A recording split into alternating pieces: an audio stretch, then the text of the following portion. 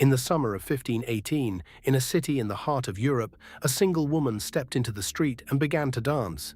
There was no music, there was no celebration, and she could not stop. Within days, dozens had joined her. Within weeks, around 400 people were dancing in the streets, uncontrollably, desperately, some of them to their deaths. This is the story of the dancing plague of Strasbourg, one of the strangest, most disturbing, and most real events in European history. And after 500 years, we still don't fully know what caused it. To understand how an entire city began to dance itself to death, you first have to understand the world it happened in. The year is 1518. The place, Strasbourg, a busy city in the Holy Roman Empire in what is now eastern France. And life there was hard, brutally hard. The region had been battered by years of failed harvests and famine. People were starving. Bread, when it could be found, was expensive and often spoiled. Disease stalked the streets, smallpox, leprosy, and a terrifying new illness sweeping Europe, syphilis. Death was everywhere, and the church preached that it was punishment from God. The people of Strasbourg lived in constant fear, hunger, and dread. And it was into this world, in July, that the dancing began. It started with one person, a woman the records call Frau Troffea. One ordinary day, she walked into a narrow street and began to dance, silently, alone, to music only she could hear.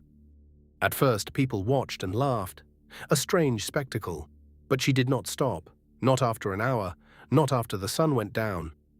She danced through the night, and the next day, and the day after that, her shoes filled with blood, her body shaking with exhaustion, yet still she danced. By the end of the week, she was not alone. More than 30 other people had joined her, seized by the same uncontrollable urge to move. And it kept spreading. Within a month, historians estimate that around 400 people were dancing in the streets of Strasbourg. This was not a festival, it was a horror. Eyewitnesses described people dancing with blank faces or twisted expressions of fear and pain. They did not seem to want to dance, they seemed unable to stop. They danced for days at a time, barely eating, barely sleeping. Their feet were torn and bleeding, their bodies pushed far beyond human limits. And then people began to die. According to some accounts of the time, at the peak of the madness, as many as 15 people were dying every day, from heart attacks, strokes, and sheer exhaustion. A city was watching its own people dance themselves into the grave, and no one knew how to stop it. So the authorities turned to their physicians for an answer, and the answer they gave would make everything worse. The doctors ruled out supernatural causes. This was not possession, they said. It was a natural disease caused by overheated blood. And the cure for too much dancing, they concluded, was more dancing.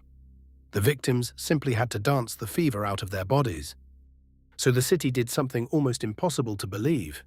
It encouraged the dancing. The authorities cleared open spaces. They opened guild halls. They even built a wooden stage in the heart of the city. And to keep the afflicted moving, they hired musicians, pipers and drummers to play for them. It was a catastrophe. The music drew in even more people. The dancing spread further and the dying continued. The leaders of Strasbourg had, with the best intentions, poured fuel onto the fire. Finally, as the death toll climbed, the city reversed course completely. The music was banned, public dancing was forbidden. A desperate, frightened city tried to force the madness back into silence. And then they turned from medicine to faith. The afflicted were gathered up and carried out of the city to a shrine high in the mountains dedicated to a saint named Saint Vitus. Because in this part of Europe, there was an old and chilling belief that Saint Vitus could curse people, striking them with a compulsion to dance. At the shrine, the dancers were led in rituals, given red shoes, and prayed over, in the hope that the saint who caused the curse might also lift it. And slowly, strangely, the dancing began to fade. By September, it was over. The plague that had gripped an entire city simply stopped, almost as mysteriously as it had begun. So what on earth happened in Strasbourg in 1518? For 5 centuries, people have searched for an answer. And there are a few leading theories. Theory 1, poison. Some scientists have suggested the dancers were victims of ergot, a toxic mold that grows on damp rye the very grain these starving people were eating. Ergot poisoning, known in the Middle Ages as St. Anthony's fire, can cause convulsions, hallucinations, and violent twitching. But there's a problem.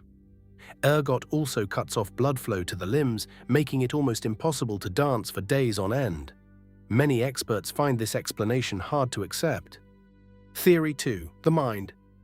The most widely accepted explanation today is something called mass psychogenic illness, or mass hysteria. The idea is that the unbearable stress of famine, disease, and fear pushed people into a kind of involuntary trance, a breakdown that spread from person to person, like an emotional contagion. In a society that already believed in the curse of St. Vitus, the sight of others dancing may have planted the terror in the mind. And the body simply followed. One person dancing became 30, 30 became hundreds, not by infection of the body, but by infection of the mind. And this was not the only time it happened.